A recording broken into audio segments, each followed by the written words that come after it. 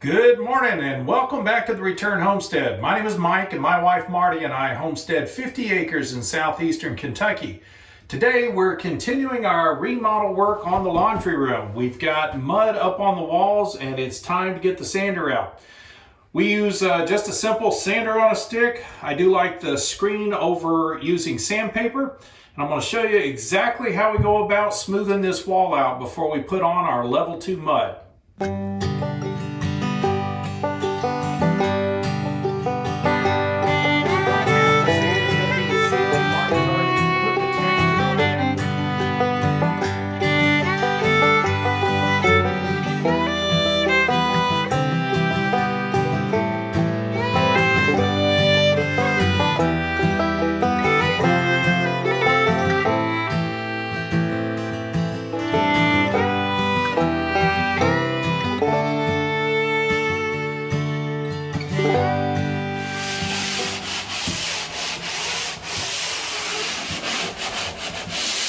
So as I'm looking at the wall where we put on our level 1 mud, we've got all the screw holes covered up. We've got a little bit of a bump here. I'll play with that a little bit when I put on the level 2 mud. All I'm doing right now is trying to get all of the ridges cut off. You can see wherever we've got a straight line along the edge of the mud, that's going to form a little bit of a ridge, and when your knife hits that with mud on it, you're going to end up with all kinds of bumps and lumps to have to deal with. So I do like to go and sand those down smooth, take off any high spots that are in the middle of these patches, and then we'll start working on the seams. Got those pretty well smooth. You can see a bump right down the middle of this one. This happens often when you're feathering out the edges. You'll put pressure on each side of the knife and it'll create a little bit of a ridge down the middle. And you just want to get in there with the sander. Light pressure. I'm not using a lot of pressure. I don't want to take all the mud off the wall. I just want to make sure I take that ridge off and any high spots around the edges.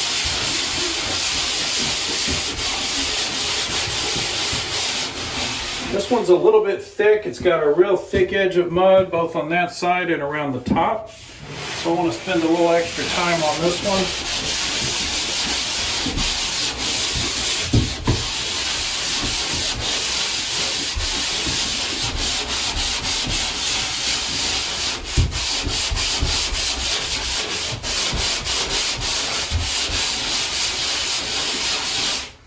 I especially want to make sure I get rid of those ridges here on the edge. So now that's nice and smooth.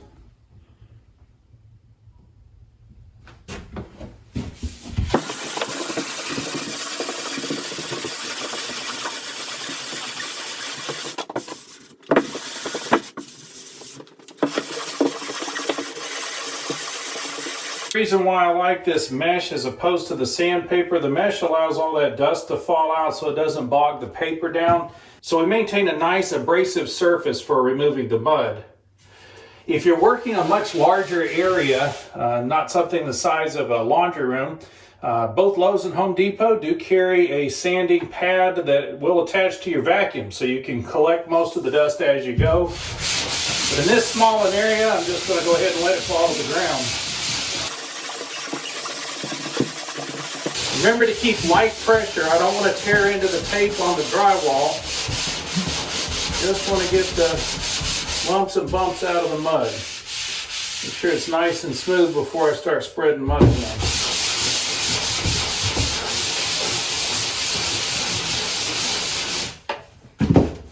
This one again is especially thick, so I want to spend a little extra time on it.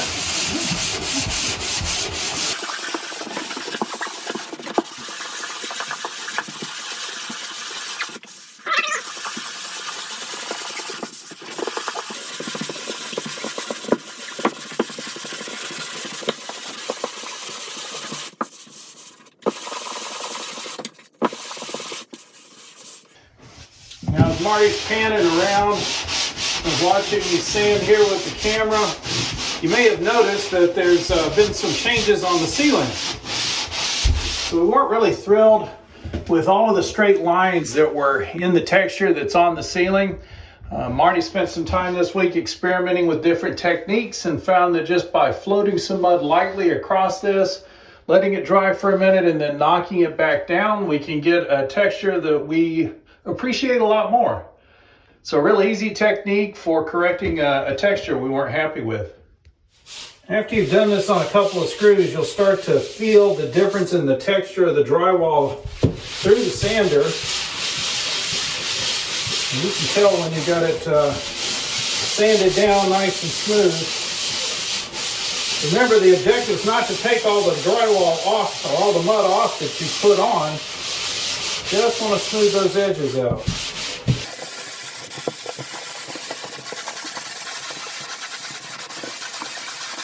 If you can't tell from the sander, you can just run your hand across it. You'll fill any ridges or high spots.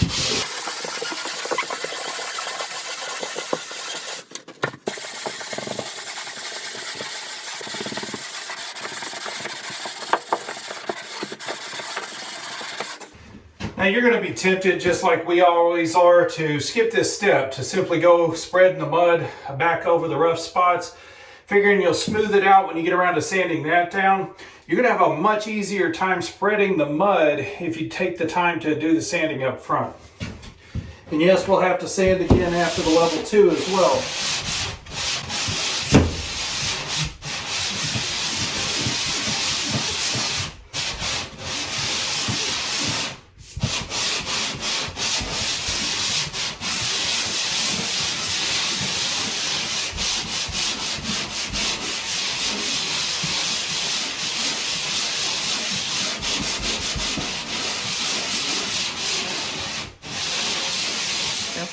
So the one thing we don't have to sand is going to be the ceiling. Marty's already put the texture on there. We do want it rough. We don't want this to be a clean, smooth edge.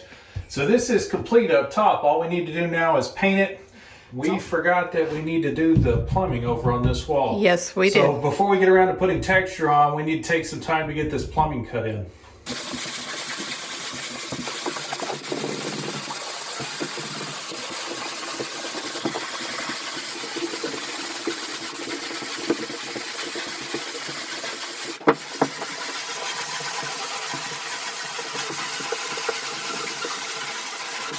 That should take care of all of our screw holes. So now we're going to spend a little time looking at these seams.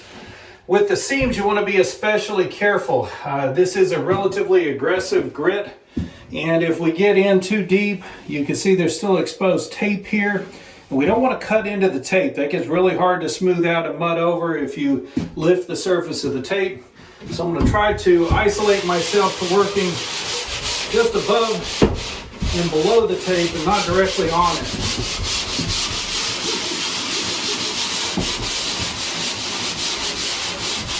You also may have noticed while we were putting this up here, there is a trough that is built into the drywall, and it's specifically to allow you to be able to put the tape in the seam, and then you can come back over with a level 2 to cover the tape up completely, and it just gives you a little bit of a divot to hold that mud and give you a flat surface when you're done.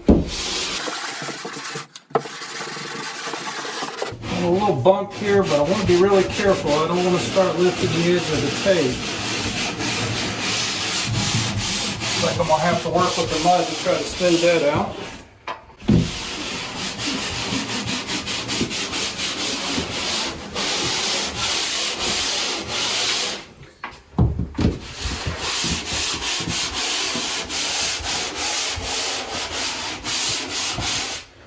Because I have that trough to work with, I don't worry too much about big ridges of mud sitting on the tape. It should be fairly easy to cover, but I want to get these ridges at the top edges and bottom edges.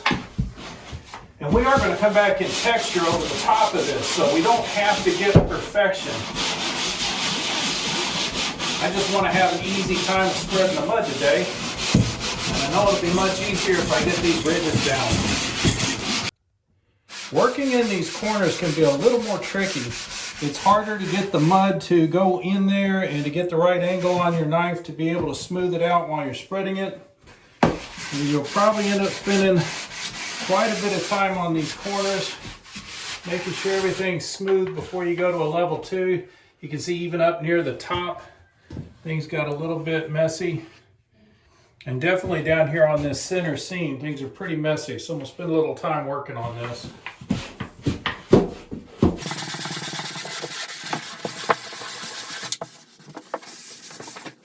So again, this is not perfect, but this is much smoother. It's going to be a lot easier to smooth out these rough surfaces with some mud now that it's sanded off relatively smooth. Little divots like this can be really hard to fill up later. So I do want to try to smooth the sand out the edges of this, but we're also going to put texture on here, and the texture will kind of suck that up. So I'm not too worried about it.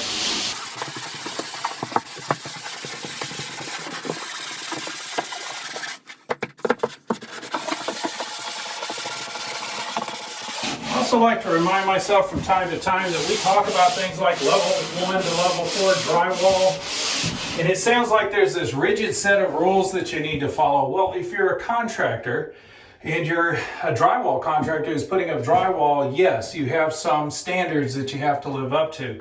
And the expectation is that you can get a perfectly flat and level wall that's completely smooth in 4 steps. It may take you more than 4 steps. Don't feel like those rules are meant to apply to you as a homesteader. You can take as many steps as you want to get your drywall perfect. That means you don't have to try to fix a small problem in 1 step. It could take you 2 or 3 attempts before you finally get it right.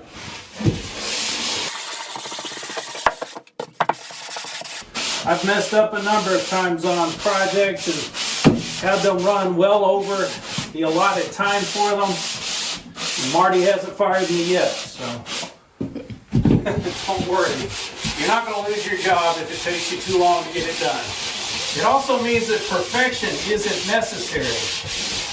You have to be happy with the result. And if you're happy with some small flaws and ragged edges, then you can stop right there. You don't have to keep trying to fix it.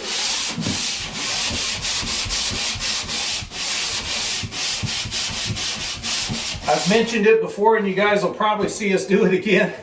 Marty and I don't like going all the way through a level 3 before we put on texture. It's just extra time spent, and in the end, we're going to texture the wall, and all of the flaws are going to get hidden anyway.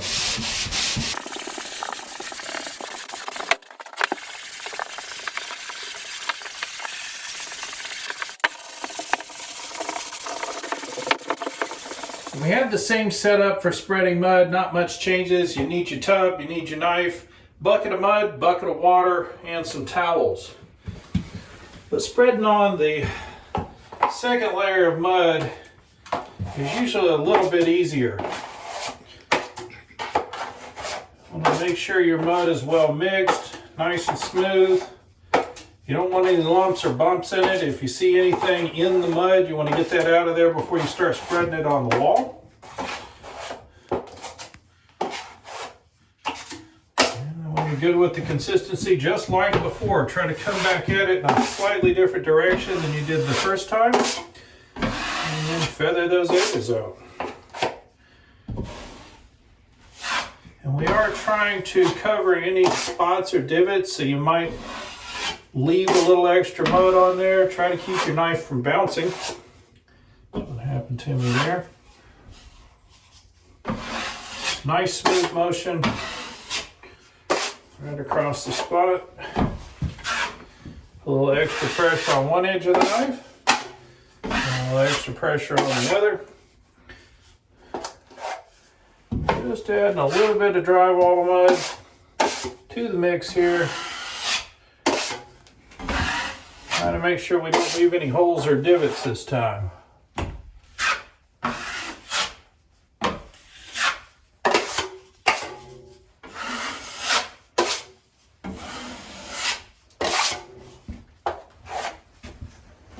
just going to go across and make sure I hit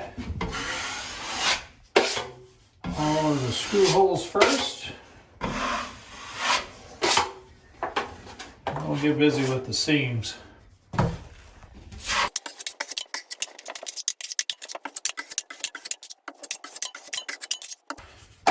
If you do end up with some Small ridges, don't worry too much about it. You're going to get an opportunity to sand this again before you do a level 3. Or if you're like Marty and I, before you put texture on.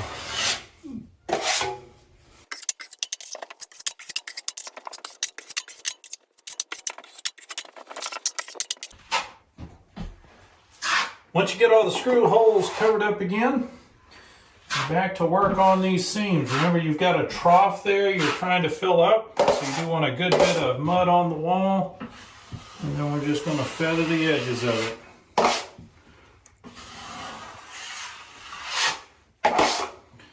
And I like to run down that little ridge in the middle and kind of flatten it out. Smooth this out as best we can. But in the end, we'll come back and sand it, and that's what's going to give us our finished edge that we'll put the texture on.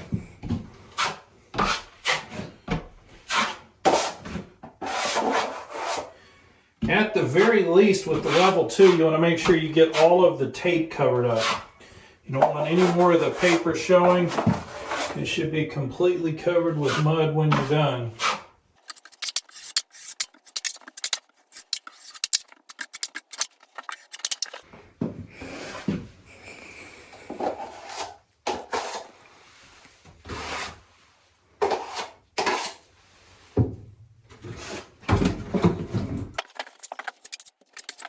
Now, I'm not too worried about this back wall. We're going to be shiplapping it, but I do want to make sure the tape is covered.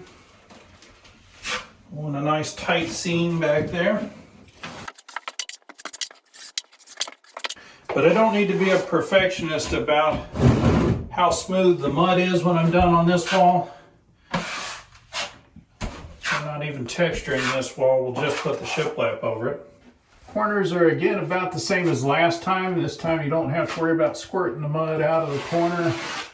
Just want to make sure we goop it up real good.